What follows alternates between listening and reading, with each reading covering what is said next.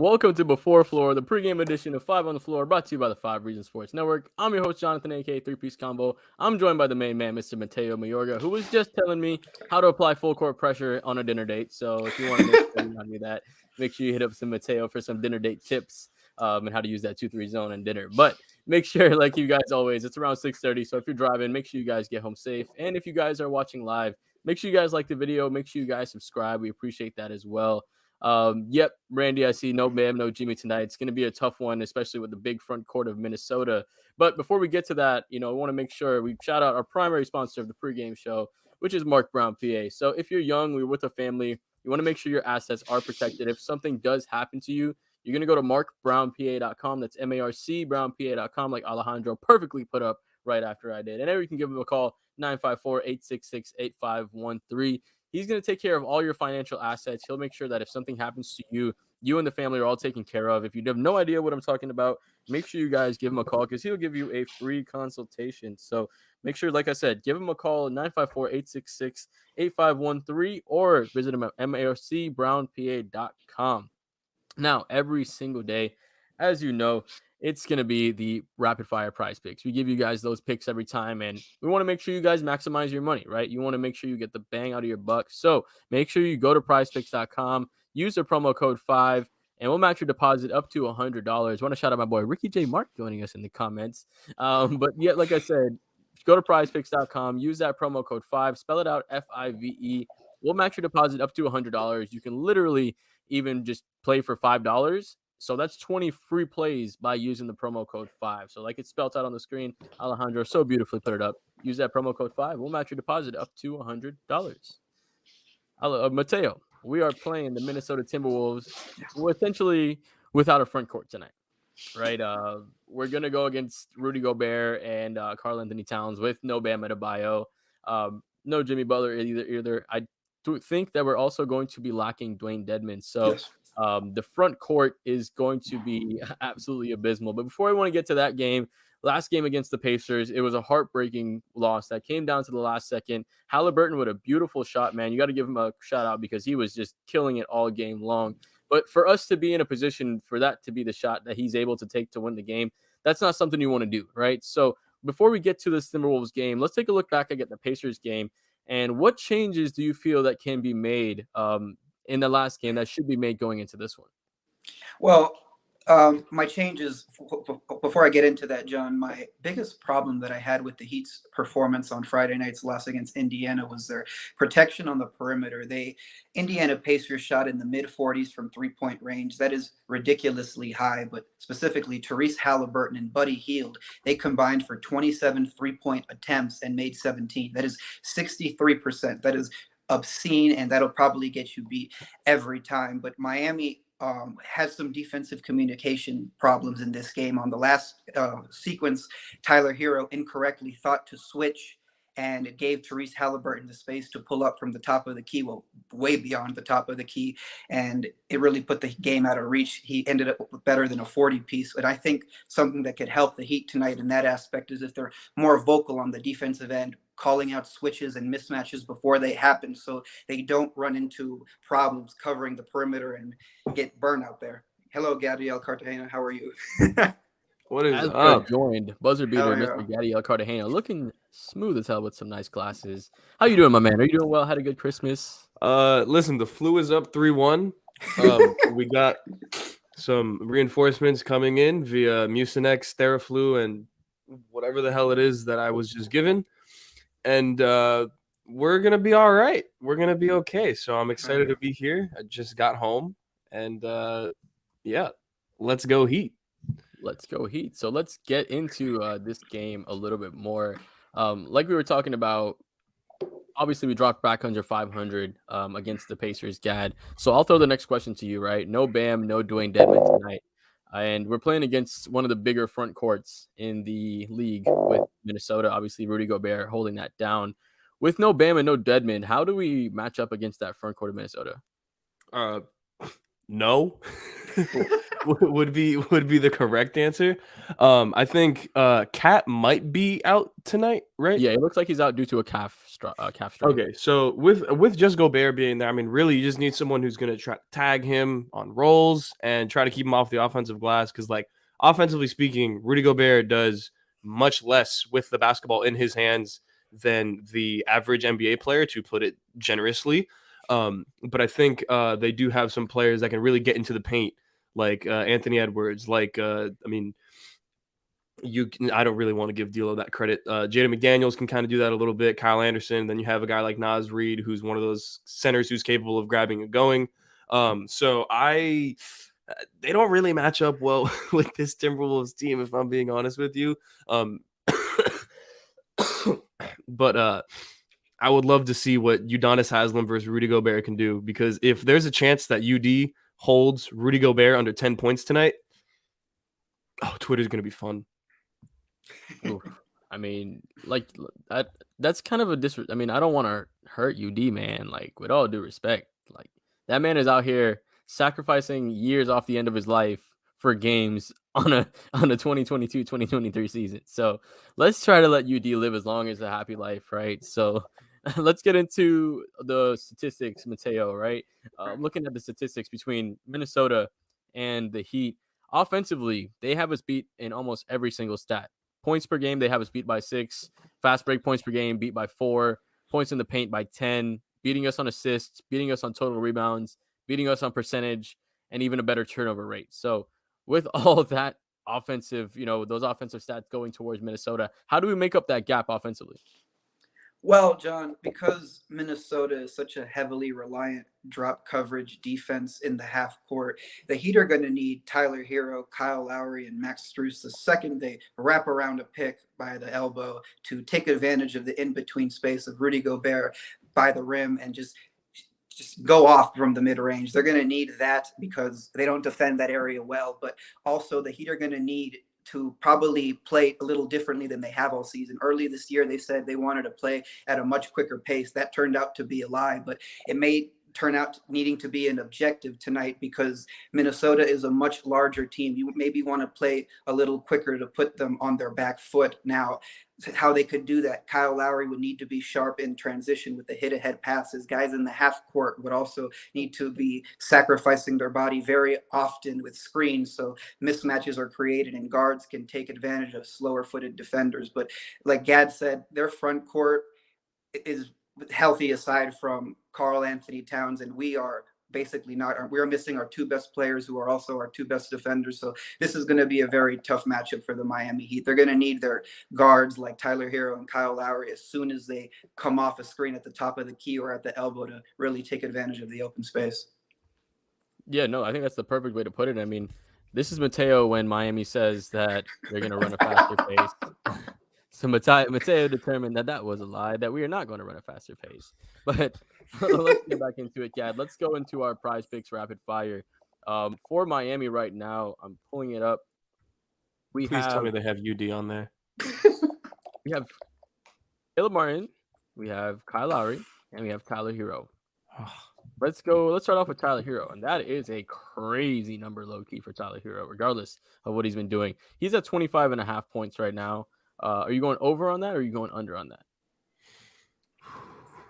I'll go over. I'm gonna go over. I think Hero has another really, really good game today. And just having Kyle Lowry there, I think, kind of helps everything from revolving around Hero. He can kind of toggle between being on ball and being a little bit off ball, and I think that's honestly good for his scoring output. So I'll go over on points. I think Hero probably ends with. I wouldn't be shocked if he had 30, if I'm being completely honest with you. Fair. Let's go into your boy Caleb Martin, Mateo. He is at points, rebounds, and assists, 18.5. You going over on that? Going under? Oh, I think I'm going to go with the under. It seems a little high for me. I think he'll have some transition opportunities, but I think he'll be gassed in the other aspects of the game because with the Heat being undermanned, I would imagine that they're going to be very active switching on defense. He might spend too much of all his energy, so I'm going to go with the under on this one. I don't like it. I'm feeling over on that one, to be honest with you. I'm thinking no Jimmy Butler. Like, he usually fills that role a little bit differently. Like, he'll play different when Jimmy's there versus when Jimmy's not playing. So I think he's going to have more shot opportunities. And I mean, 18 and a half, we're going to know Bam. He's going to be the guy that's going to have to at least get some rebounds. I think, I mean, he can at least give you 12 and 6 or 12 and 7 to get you that number, or, so somewhere around there. I do think he goes over because I love his game when he goes, when there's no Jimmy Butler. I'm going to go with Kyle Lowry. They have him at 16 and a half points. I think he'll go under on that. I don't think necessarily that he'll be able, as he won't be scoring as much. I think he'll be focused on trying to get the ball out to other players, given that there's no Jimmy, no Bam. Those are two guys that literally set the plate for a lot of our other players. Kyle's going to have to set the plate for everybody else. So I think Kyle's going to go under on the scoring. Let's get into our predictions. Mr. Gadiel, you joined us late on the flu game, so we appreciate you anyways. What's your thoughts on this game, and who do you think gets the dub? I think it's a really tough matchup for the Heat, but they also do kind of show up in these circumstances. Like I think they will give us a better performance than most people will probably anticipate. I think Tyler Hero has a big game. I'm excited to see what Gabe Vincent looks like. Hopefully he actually plays today. I want to see what lineup configurations look like with him on the floor. I'm not really sure what they're going to do at the center position, but I think ultimately the shooters are going to have a pretty good game, and you're going to see the Heat score enough points offensively. Enough points for a Timberwolves W, because I don't think that the Heat are going to win this game, but I think they're actually going to keep it much more competitive than most people would anticipate. I think it's going to be one of those games where we're like, oh, silver lining, such and such is playing better, and we're still 3 games below 500 now. So I would be surprised if the Heat won, but I would welcome it. It would be a happy sight for me. Yeah, no, I'm there with you too. You would hope we win, but like Mac's saying, these aren't the games that we aren't supposed to win. I'm not gonna enjoy this because we're probably gonna get dogged on the glass. But Mac, hey, you enjoy these games, buddy. It's all you, baby. Mateo, how are you feeling about this one? I think it could be a close game late. I don't know how it's going to go. I'm going to talk myself into this prediction as I'm talking, but the point of attack defense for Minnesota doesn't strike me as particularly sharp. If someone like Tyler Hero or Kyle Lowry is actively hunting someone like D'Angelo Russell, I think they could blow by him at the top of the key and maybe force some action at the mid range or at the elbow. But for one of the keys for tonight's game, the Heat are going to need a lot of ball movement, and they're going to need to get to the line often tonight, and that's going to be very difficult without Bam Adebayo and Jimmy Butler. But it's important that they get there up to for a high number, because you want to limit Minnesota's transition opportunities. They're not as good in that aspect as they were last year, but you don't want guys like D'Angelo Russell and Anthony Edwards just boat racing down the floor and getting easy points. So I'm going to go with, I talked myself into it. I'm going to go with a Heat win, Jonathan. All right. So I'm gonna take Minnesota on this one. I think that, to your point about the point of attack defense for Minnesota, our point of attack defense isn't really that great either. Yeah. Like, it's really not. I mean, we had I think last game it was the Pacers broadcast that literally said you want Hero, and as soon as they got Hero, right, he got the shot up that he wanted to. So D'Angelo Russell is, not necessarily as good as he was maybe 2-3 years ago, but he's still a dangerous guard. Anthony Edwards, super explosive. If he gets the right matchup, he can take almost anybody on this team off the dribble. And I mean, if you're looking at Rudy Gobert is literally a stick, but he's really tall, and we have nobody that's even close to that height. So I think we might have a tough time on the glass as well. I think Minnesota gets it done, but I mean, if Miami's able to get it done, it's going to be because of our shooters. Like, Miami's going to have to make sure that we beat him on the outside, because with the rim protection of Rudy Gobert, he is going to leave guys open, and he's going to focus on making sure that we just don't get in the paint. So we're going to have to hit those 3-point shots for us to get a win. But like I said, thank you guys, Mateo. Thank you guys, Gad, for joining us. Everybody in the comments, Mr. Jose, Mac, Chris, our boy Ricky joining us, Randy, Fernando, who asking who farted. Appreciate you guys all joining us as well. Make sure you guys go to Prize Picks, use that promo code 5, spell that out FIVE. Visit Mark Brown, PA, MarcBrownPA.com. He'll manage all your financial assets. And now Alejandro will take it away with the player and coach interviews.